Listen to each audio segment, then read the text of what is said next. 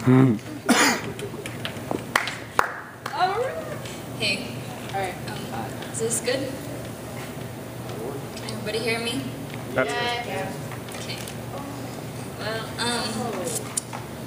we had a G group party for Christmas, and nobody in our G group went up to give their testimony part. And so I was thinking, and like Monica told me, like she was talking to me and telling me, like we were just talking, and she was telling me that maybe I should do more since that wasn't helping me and I didn't go up there. So since then, I've been willing to come up here. And so I just want to share my testimony with you guys. Who's in 7th grade here? Anybody? Well, do you understand what being a Christian is? No? Okay, well, by 7th grade, I understood what being a Christian was. I was raised in church. I was taught how to be a Christian all my life. By 8th grade, I wanted to choose my own friends. I wanted to choose who I thought would be fun to be friends with. And how many of you guys are 8th graders? Well, by 8th grade, I've smoked, I've tried alcohol.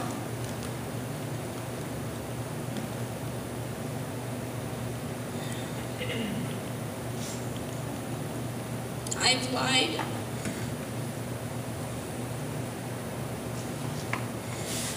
And my mom's always told me that who you hang around with is who you're going to be. Because it's in the Bible. On Proverbs 13:20, it says,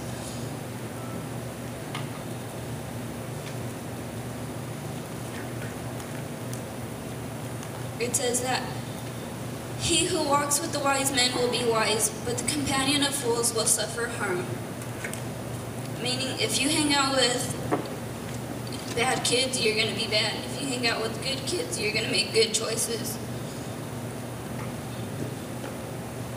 And I started failing classes. I started disobeying my parents and stuff. And then I finally realized that it wasn't okay to act like that. It wasn't okay to be like that if my parents have taught me better than that. So I prayed the salvation prayer that most of us have probably said, that if we want to give our life to the Lord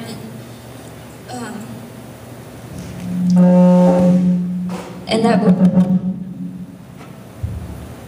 that we're willing to do it, then we pray that prayer. And I prayed that prayer.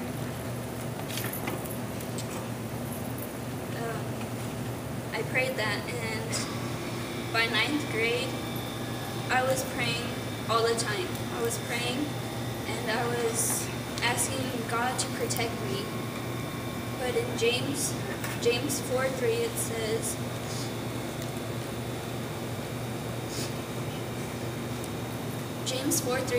you ask and you do not receive, because you ask with wrong motives, so that you may spend it on your pleasures.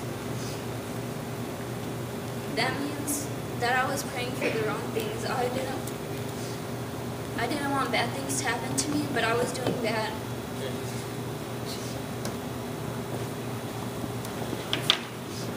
I was doing bad, and by the second quarter of my freshman year,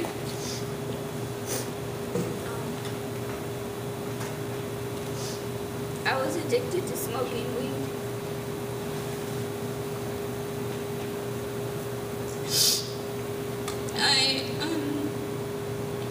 I would smoke probably every 3 hours of the day.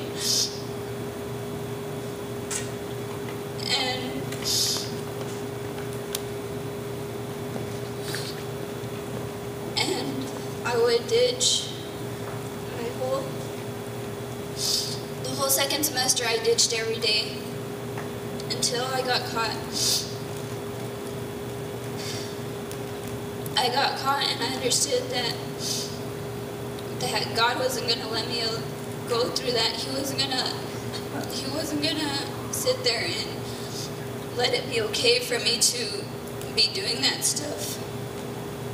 So John 12:46 says, I have come as light into the world, so that everyone who believes in me will not remain in darkness. He brought me out. He allowed me to get caught so that I didn't have to go through that. So I was out of school my fourth quarter. And while being out, I went to work every day with my mom because she didn't trust me. And she prayed with me every day. And I finally understood that how the devil works, how he can deceive us so easily and get us caught up in so much stuff. And for a year, I started school again, and I started doing good. I was keeping up with my grades. I was picking good friends and stuff. And then Satan came back in, and he was trying to tempt me. He was trying to make me ditch again. He was trying to get me to break the rules. He didn't want me to do good. So every now and then I would know that it was him, and I couldn't do that. So then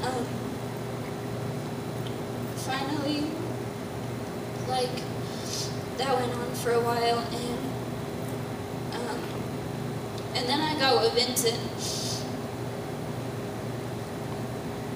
and he really changed me,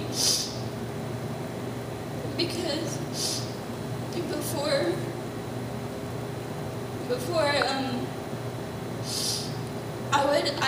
I was friends with lots of guys because girls didn't like me.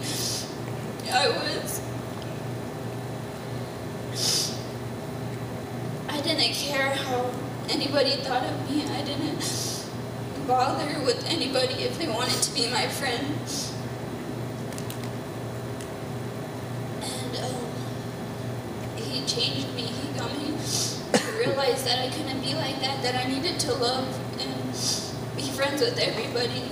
Even if girls didn't like me, even if they were talking stuff about me, I had to love them.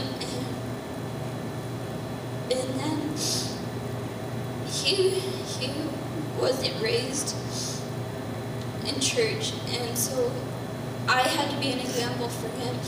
I had to show him he needed to behave. I showed him how to respect others, and I showed him so much stuff, but he's also showed me a lot of stuff. And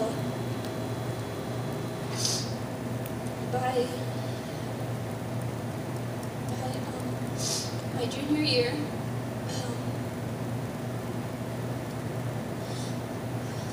the devil didn't want me to be happy with him. He didn't want me to be happy anymore. So he tried. Oh, he did. He brought me down, and I felt like I had to show my love to Vincent. I was so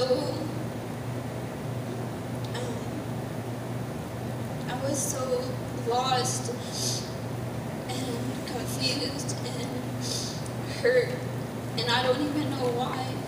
Like, I would just feel like that, and nothing would even happen for me to feel like that.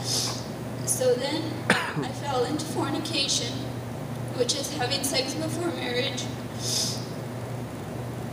And I got pregnant, and in Job 12:22,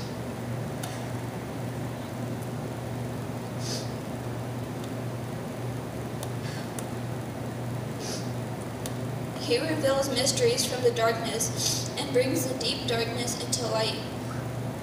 Meaning that we were having sex, and the only way for me to stop was for him to reveal that, and the only way he did was by making me pregnant and or allowing me to get pregnant. And after that, I knew that I couldn't go through that anymore. I couldn't be tempted anymore. I had to stand up against it because I knew what was right. I knew that things weren't going to get any better unless I got saved. So I did. I got saved. And I got saved, and I really dedicated myself to the Lord. I showed it in how I was. I showed it through what I said, how I dressed, and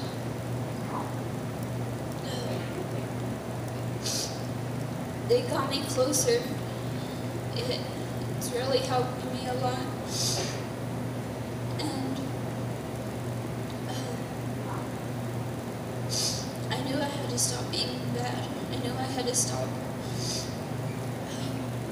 everything I've done before. Even though it was hard to stop, I still stopped because I needed to make a stand for myself that I'm only going to be worse. And my mom tells me that even though I don't want to stop, or I didn't want to stop, God changed me so that I did stop, so I didn't get any worse. He knew that I was going to get worse,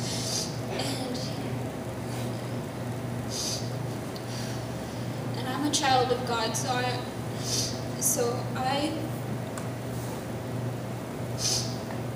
changed myself for that.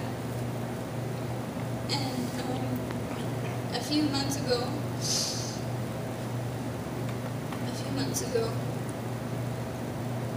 he tried to attack again.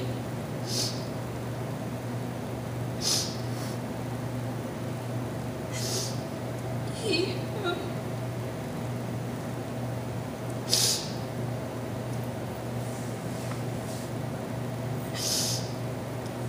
was messing with my daughter.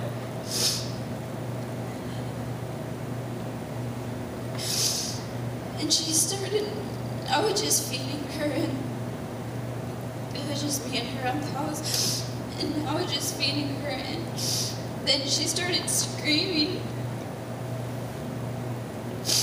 and I never heard her scream like that.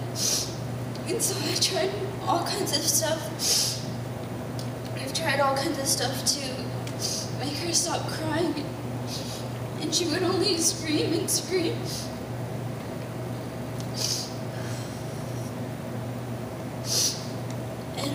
Just watching her, I was holding her and I was watching her, and she was looking around the room and she kept following something.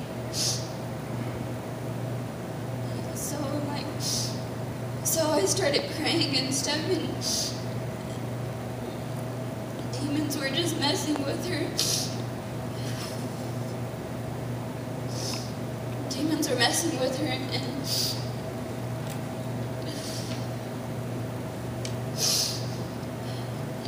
they would come close to her, and I would just follow her eyes, just following them, and they would get close to her, and she would flinch, and she would start screaming again.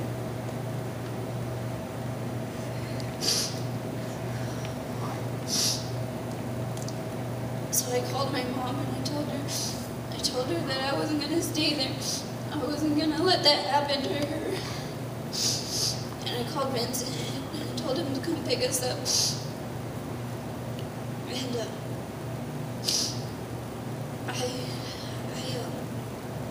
I took her downstairs because I just thought they're messing with her in my room, and I took her downstairs. And the more I went down there, the louder and the stronger she would cry. And so I went outside. I went outside and I was just praying and praying, and I told him, give me a sign that I'm okay, give me a sign that you're protecting us, and I know it. And there's a bunch of pigeons flying away off my house, and behind them was a dove. That following Sunday, I don't remember who was preaching, but that following Sunday, the pastor said that a dove is a sign of innocence. And I knew that was God showing me that He was protecting her, that He wasn't going to let those demons mess with her. And until this day, I still see the dove flying around our house. But he was trying to break me from God. He was trying to ruin me. And it's only brought me closer to God. I've known about fasting all of my life, and until we did it at the church, I finally did it. And I've gotten closer to God, and I never would have thought to come up here and do any of this, but the fast has really helped me. And after I texted Mike saying that I wanted to come up here, I was like, what did I do? Why am I even telling this? I can't do that. And like, I just know that I need to tell people, because there's kids going out there in the world and doing all of this stuff. It's okay to be smoking in school. It's okay to drink alcohol. It's okay to be having sex now these days, and it's not. It's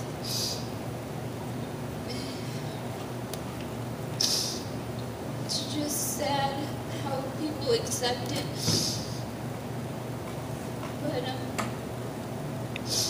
the reality is that there's kids starting from 12 and 13 years of age and doing this stuff.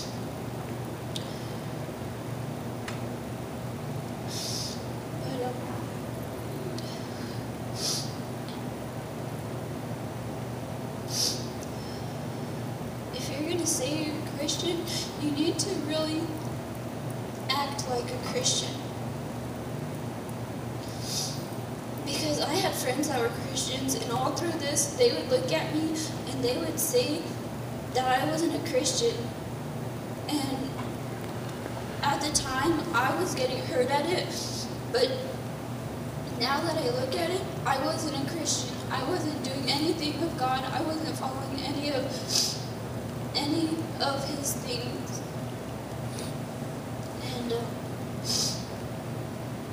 it's going to be hard,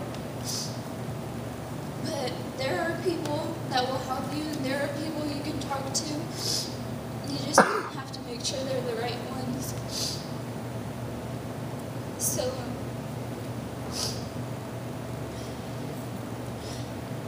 that's it.